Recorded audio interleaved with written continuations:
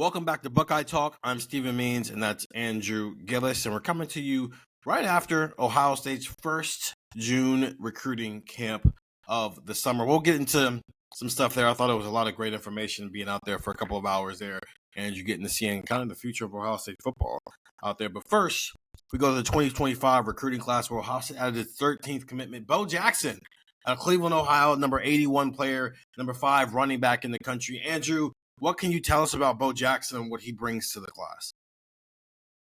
Well, the first thing I think everybody thinks of is his namesake. But actually, the funny part about that is his name is actually Lamar Jackson.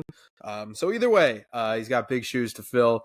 But in terms of being a prospect, I mean, he's doing his best to fill that. He's the number 81 overall player in the composite rankings in the class, number 5 running back, the number 5 player in the state of Ohio.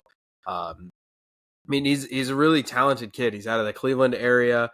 This was a situation where you were kind of mapping it out, going like, I don't know, is this, is this going to work? Like, is this really the fit? You know, he had some other visits scheduled. I think Alabama and Georgia were on that list.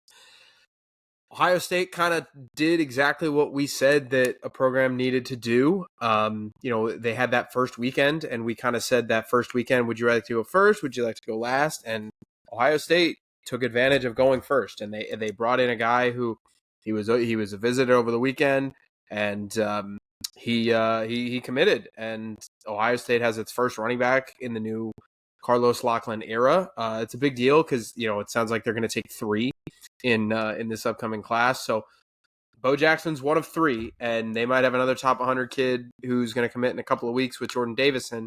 So we'll kind of see how that maps out. But yeah, Bo Jackson, really, really talented runner, really, really physical runner. I think when you look at him, you're like, he compact is probably the best word to describe him. So Ohio State got a good one.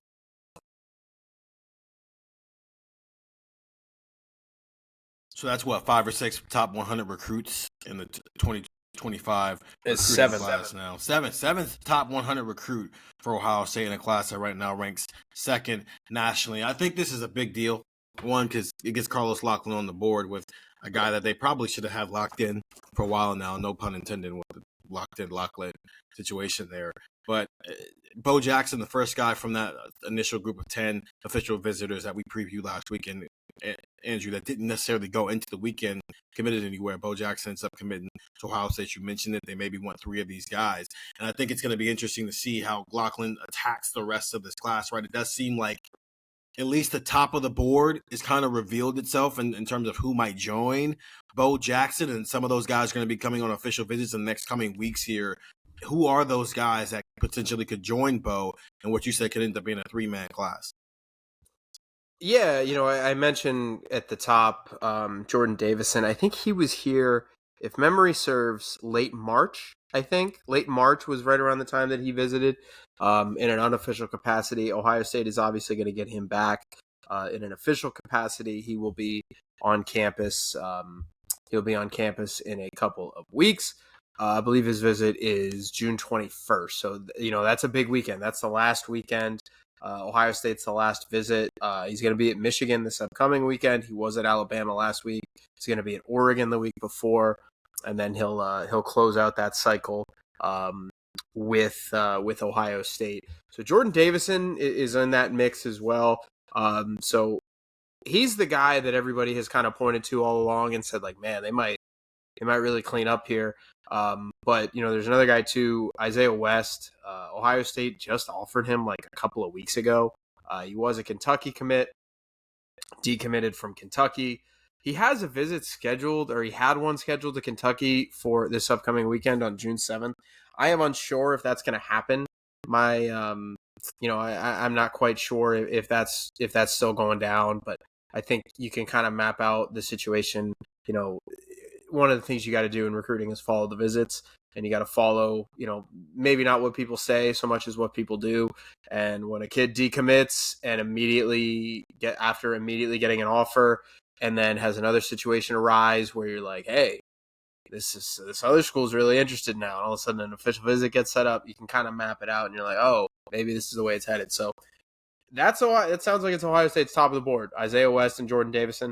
Sounds like that is the wish list, and if that is, indeed what happens for Ohio State, it's a pretty solid top three. That's a pretty solid tandem. I've mentioned this before. I really like Isaiah West. I think you watch him on film, he's really stout. Like he's really like ripped. Like he's a big, talented, big back. He's only 5'11", but he's listed as weighing more than Bo Jackson. So he's like an inch or two shorter than Bo Jackson. Weighs more than Bo Jackson.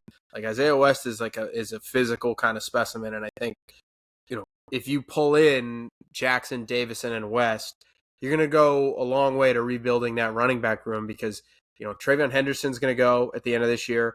Quinshon Judkins has the option to go. I think we all kind of assume that he is going to take that option. I think that it's pretty clear, that this was a let's win me a natty and get me to the NFL type of transfer for him. That only leaves Ohio State with two running backs on the board, and that's James Peoples and Sam Williams-Dixon. James Peoples, freshman running back out of Texas, people really like. I think we saw him, Steven, and the first thing I noticed was that he was really strong. There are some kids where you look at Aaron Scott, Edric Houston, and you're like, gonna be really good, need some weight. Gotta gain 10 pounds, gotta gain 15 pounds. With James Peoples, he looked ready. So, you have him, you have Sam Williams-Dixon, who coming in as an athlete, and it sounds like they're just going to kind of figure out where to put him. You need some quality and you need some quantity too. And I think if Ohio State gets those three guys, I think you're getting both things. I think the big thing, and it's going to be interesting to watch with Carlos Loughlin over the next couple of cycles here, and it starts with Bo Jackson in his 2025 class, is how does he attack recruiting at running back? It felt like, if you're an Ohio State fan, you kind of had a love-hate relationship with the way that Tony Alford maybe did some things here, right? Obviously, the home runs there with J.K. Dobbins, Travion Henderson's a home run. Evan Pryor as a recruit was maybe a home run, not necessarily what he was able to turn into. Unfortunately, injuries kind of got in the way there.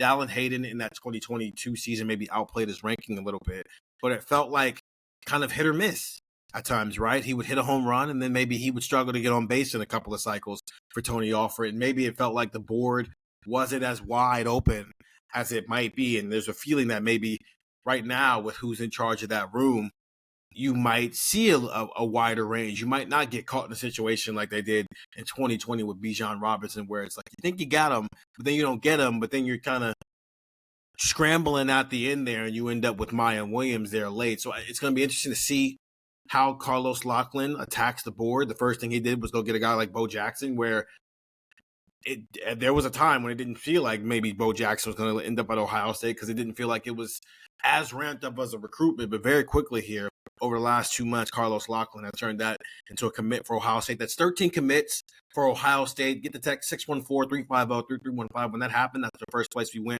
with that information. We're going to take a quick break here. When we come back, we're going to get into some things that happened on Wednesday at Ohio State's first camp, and then get a little bit preview Thursday's camp, which should also have some big names in it here on Buckeye Talk.